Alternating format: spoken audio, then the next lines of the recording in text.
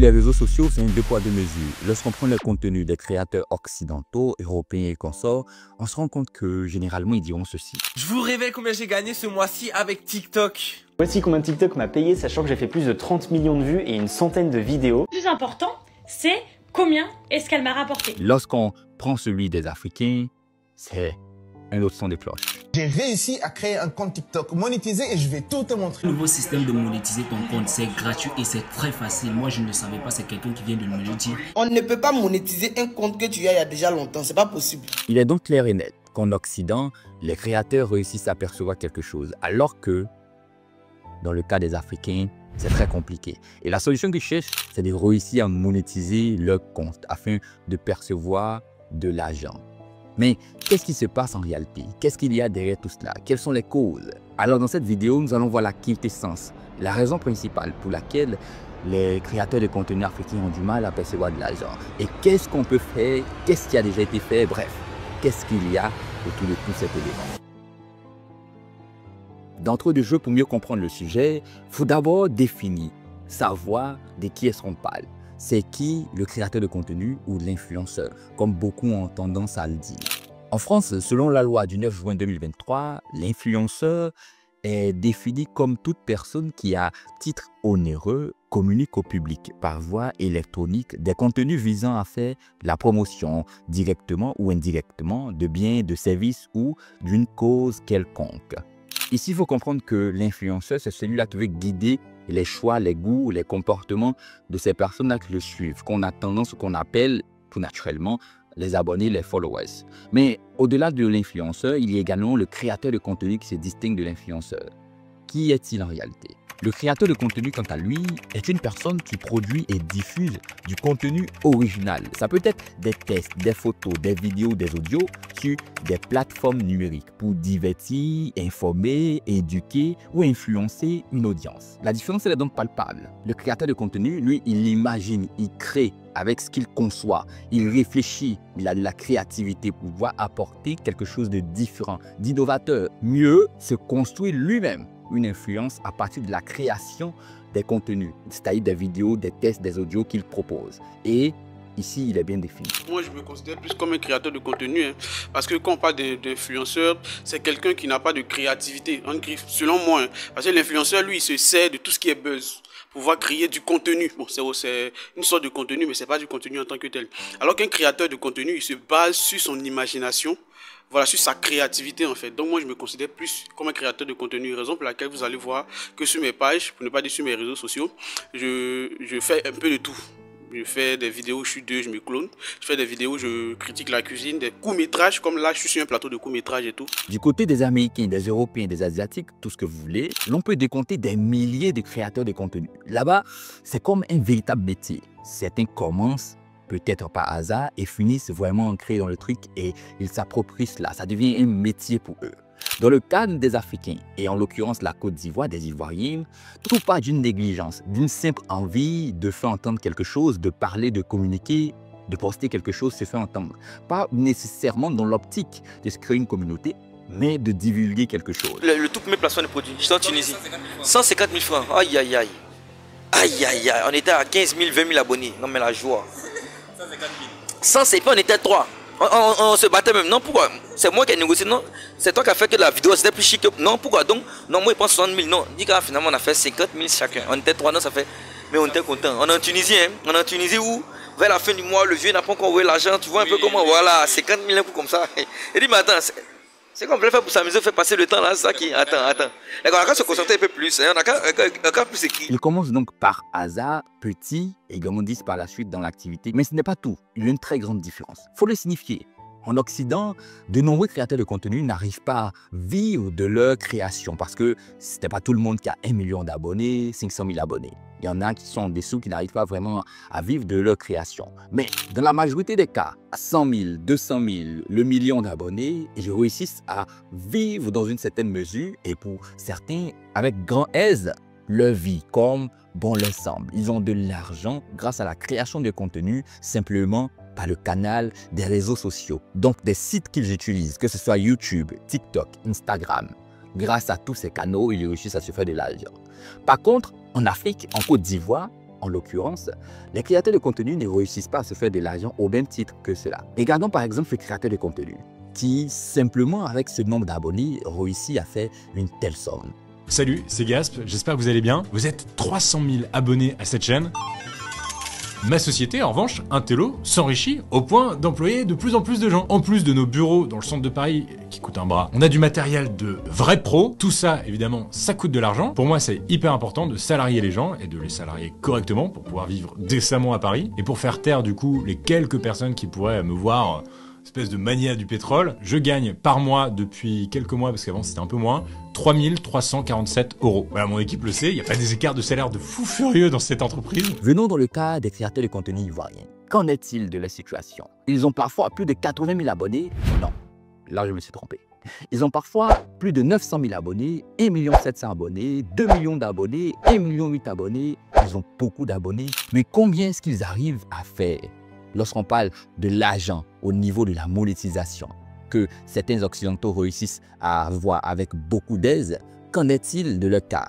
Combien est-ce qu'ils réussissent à faire par mois, si on doit avoir un intervalle?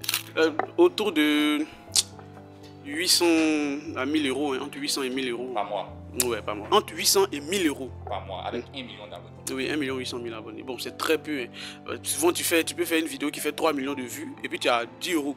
Je pense que au niveau de la monétisation directe de mes comptes, c'est ma troisième source de revenus. Ma troisième source. Ouais, c'est ma troisième. Dans quel intervalle? Est-ce qu'on est au-delà de 1000 €? Oui, bien sûr, oui. Avec le nombre d'abonnés, on réussit à avoir 1000 €. Ouais, bien sûr. Sur Facebook, par exemple, sur Facebook, je dépasse les 1600, 1700 € par mois. Oui. TikTok, j'ai été monétisé depuis à peine 3-4 mois. Je pense que le premier mois, c'était 200 €. Parce qu'il y a beaucoup de restrictions. Mes vidéos, en général, ce sont mes mêmes vidéos de Facebook que je mets sur TikTok. Sauf que des vidéos où j'utilise par exemple des armes, même si c'est des armes factices, TikTok ça ne permet pas. Du coup, soit on floute, soit la vidéo n'est pas virale. Donc je gagne vraiment pas grand chose sur TikTok. Et moi je fais pas les directs. Je fais pas des directs, donc malheureusement, sur TikTok c'est à peine 200 €, mais pas plus. Alors, YouTube, non, ça paye, bizarrement ça paye pas mieux que mon Facebook. YouTube, là, on a recommencé la monétisation, on a refait le compte AdSense, tu vois, le compte AdSense, voilà. On a dû refaire le compte AdSense, et puis ça fait quoi? À peine 1000 €, hein. Ceci étant, la question toute logique que bon nombre d'entre vous vous posez, c'est de savoir pourquoi est-ce que les Occidentaux réussissent à se faire une telle somme. Parfois, ils n'ont pas le même nombre d'abonnés que ces Ivoiriens, mais les Ivoiriens, quant à eux, n'arrivent pas à le faire. Quel est le motif, la raison derrière tout cela? Alors, la raison, elle est simple. Elle est relative à ce qu'on appelle l'éligibilité. En fait, l'éligibilité sur les réseaux, c'est le simple fait que, pour une définition terre à terre, qu'un pays soit reconnu par un site Internet pour pouvoir diffuser des informations, des contenus. Dans ce cas-là, tous les citoyens qui se trouvent dans ce pays sont des citoyens éligibles à la monétisation et participent à la monétisation d'un contenu, quel que soit le pays dans lequel il provient. Ce qui signifie, dans un exemple terre à terre, que si la Côte d'Ivoire est un pays éligible, alors tous les Ivoiriens, lorsqu'ils regarderont des vidéos de créateurs de contenu, cela participera à la monétisation. Ça va donner de l'argent à ces créateurs de contenu-là. C'est ce que ça signifie.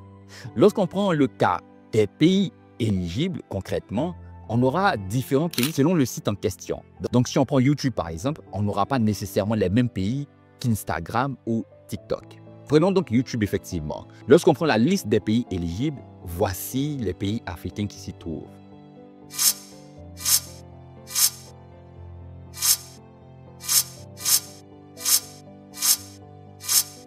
Là encore, c'est bon, certains diront. Lorsqu'on prend le cas d'Instagram, voici les pays africains qui sont éligibles. Vous-même, regardez cette liste de vos propres yeux. On a de l'autre côté les pays éligibles au niveau de TikTok.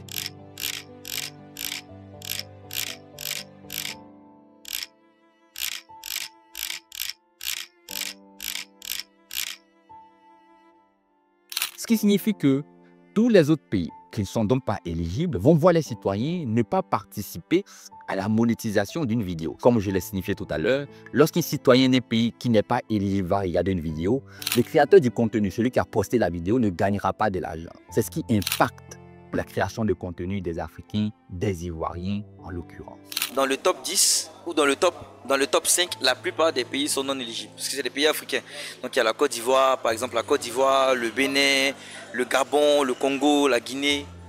Ce pas des pays éligibles malheureusement, mais il y a la France. Sur Instagram, par exemple, c'est le premier pays qui me suit le plus, c'est la France sur Instagram. Sur TikTok, le premier pays qui me suit le plus, c'est la Côte d'Ivoire.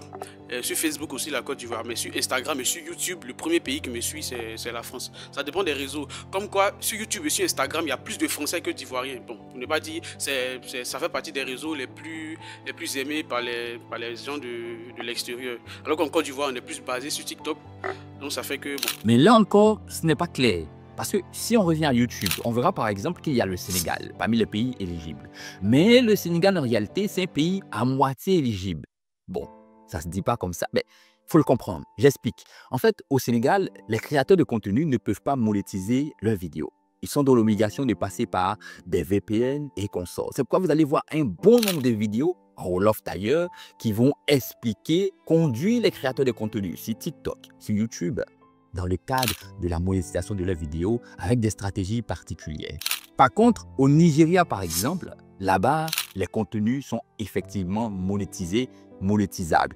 Et voici un cas palpable, cette jeune femme qui a réussi à recevoir le courrier AdSense, qui est en réalité la première lumière sur le long chemin qui permettra de monétiser ses vidéos sur YouTube, par exemple. Donc là, il est clair, quand bien même le Sénégal soit éligible, c'est dans une certaine mesure. Et là encore, il faut creuser pour comprendre qu'est-ce qui se passe concrètement. Le Sénégal est à moitié éligible. Par contre, le Nigeria, c'est OK, avec les autres pays d'Afrique, bien évidemment, qui sont signifiés par YouTube comme étant monétisables, monétisés. À ce moment-là, la question qu'on se pose, c'est de savoir comment les créateurs de contenu ivoiriens font pour pouvoir réussir à gagner de l'argent grâce à la monétisation.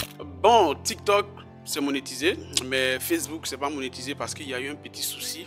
Et là, si je veux faire la monétisation, je serai obligé de supprimer la page. Alors que j'ai une très grande communauté là-bas, je ne peux pas me permettre de supprimer. Si je supprime, ça veut dire que ça va me demander une reconstruction encore de ma notoriété. C'est vrai, quand tu as des fans, même si tu crées une nouvelle page, ils reviennent, mais bon, je crois que c'est mieux.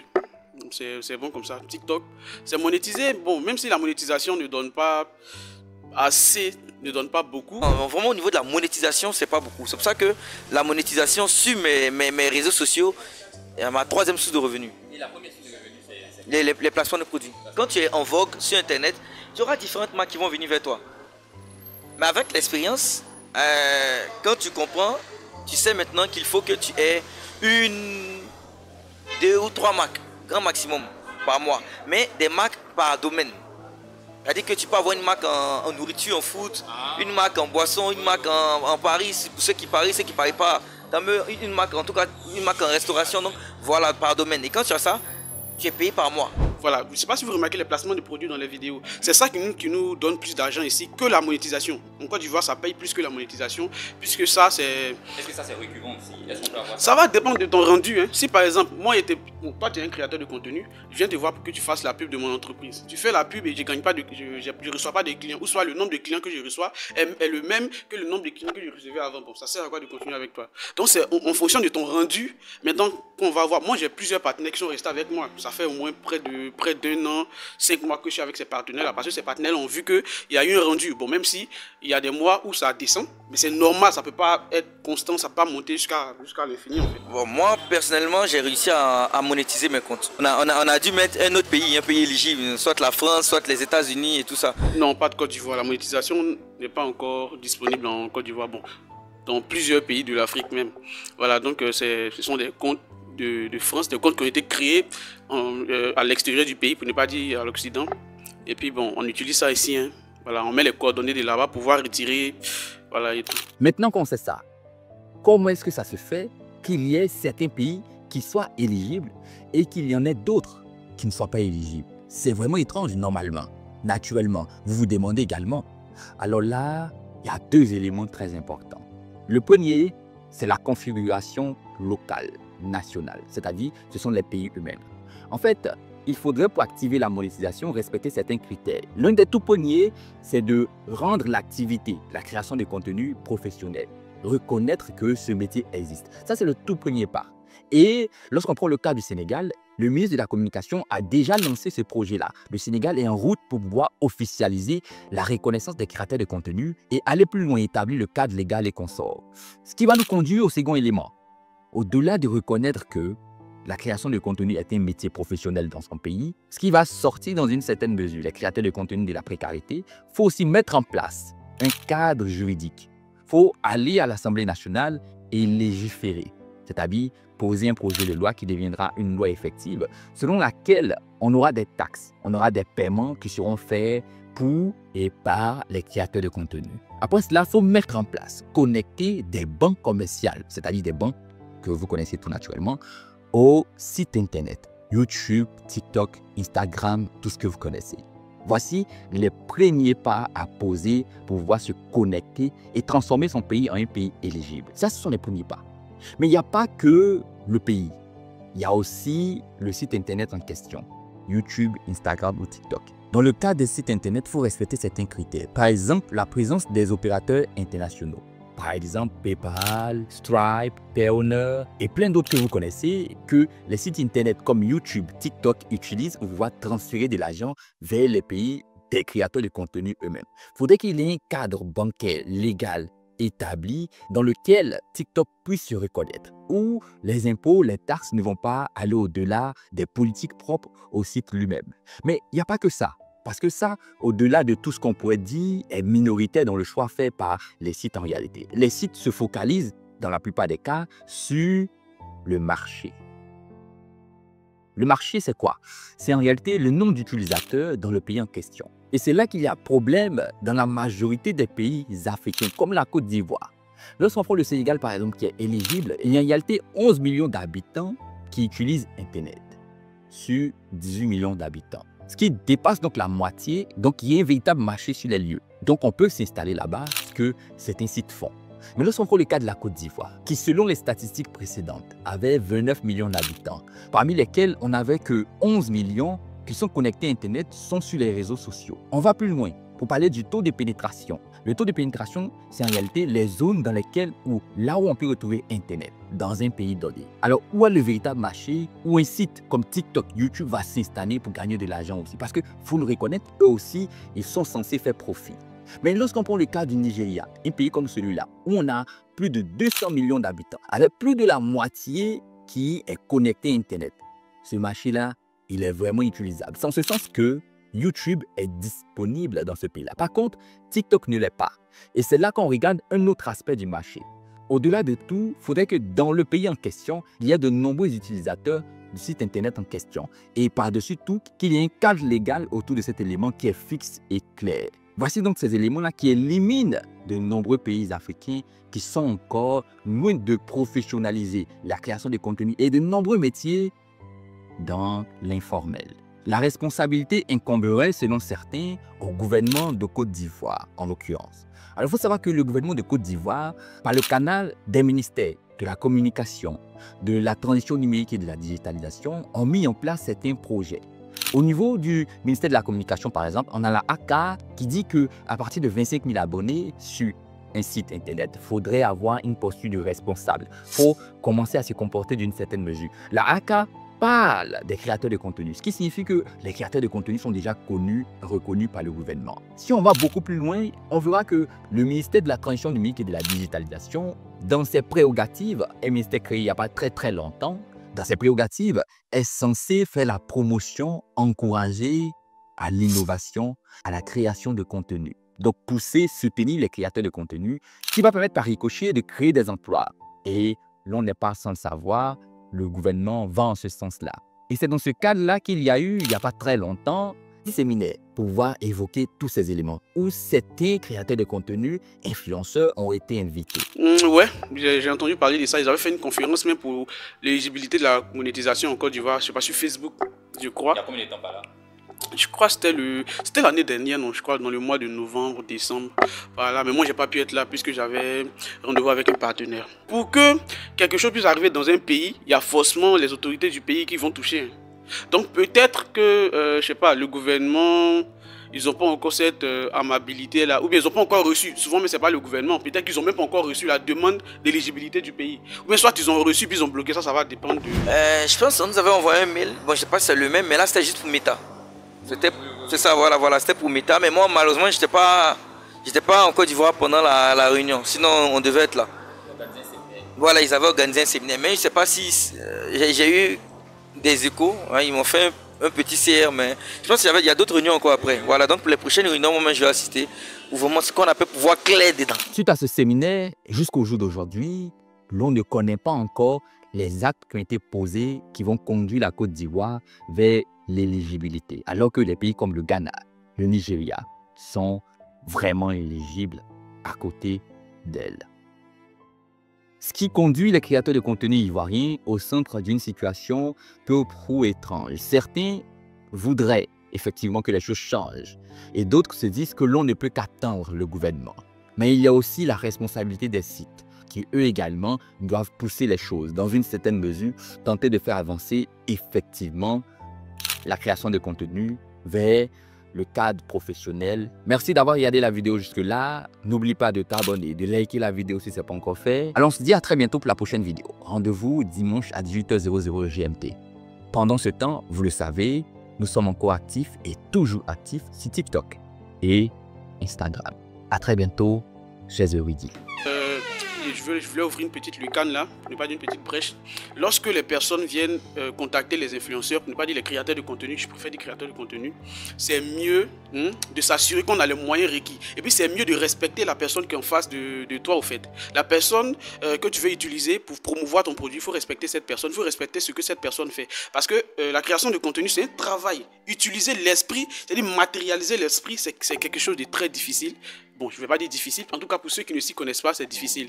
Voilà, il y a même mes collègues qui sont là, ils peuvent en témoigner. Hein. C'est pas facile. Faire des vidéos sur tous les courts-métrages, c'est pas facile. Même déposer sa caméra et parler, c'est pas facile. Parce que quand tu déposes ta caméra et tu parles, c'est pas pour parler en vain, c'est pour captiver l'attention. Mais ça, c'est quelque chose de très difficile. Donc, quand vous approchez les créateurs de contenu, les personnes qui sont un peu suivies, respectez ce qu'ils font et puis donnez-leur ce qui est à la hauteur de leur comment je vais dire ça, de leur qualité et tout. Okay. On espère que peut-être dans les années à venir, ils vont débloquer. S'ils ont débloqué, non, les milliardaires, acheter un meuble ici partout dans bien. Okay. Il faut, comme le ministère dont tu viens de me parler là, il faut qu'on envoie toutes nos requêtes. Il faut qu'on envoie toutes nos requêtes. Parce que par exemple, les demandes de... Moi je connais une dame qui travaille dans une... qui m'a beaucoup aidé quand mon compte était bloqué. On essayait de... J'envoyais des mails. J'envoyais des mails pour dire que mon compte est bloqué, mais j'avais aucune réponse. Mon compte était... ouais, c'est presque banni, disons banni, même Facebook, oui. Donc j'envoyais des requêtes, ça ne passait pas. Et elle, vu qu'elle avait un réseau, elle a écrit directement à Meta, je pense, aux États-Unis même directement. Et puis c'est même pas le même mail. Le service support, c'était même pas ça. C'était totalement un autre mail. Elle a fait directement 2 jours après, ils m'ont débloqué. Voilà, moyennant un cachet. J'ai payé pour ça. Mais il y en a qui ont l'argent, mais ils n'ont même pas pu payer pour ça parce qu'ils n'ont même pas ce réseau. Donc tu vois, c'est-à-dire que c'est pour ça qu'on nous limite, nous, en Afrique, surtout francophone. Peut-être à part peut-être les pays maghrébins et le Sénégal, mais la plupart des pays francophones, on nous limite totalement, même au niveau des taxes, même au niveau de la monétisation Facebook, c'est 4, 5, 6 fois faible qu'en Europe ou aux États-Unis, malheureusement, alors qu'on crée des contenus de dingue. Et pour pouvoir vraiment monétiser, être rentabilisé vraiment à fond, il faut faire un peu des vidéos du style où il n'y a pas de barrière de la langue. Comme certains de mes amis gabonais, ça je ne sais pas si fait la pub, en tout cas ça s'appelle Sin Bridon. Lui dans ses vidéos il n'y a pas de parole. Du coup c'est tellement viral que aux États-Unis, en Inde, en Asie, partout on les connaît. On ne sait même pas ils sont de quel pays.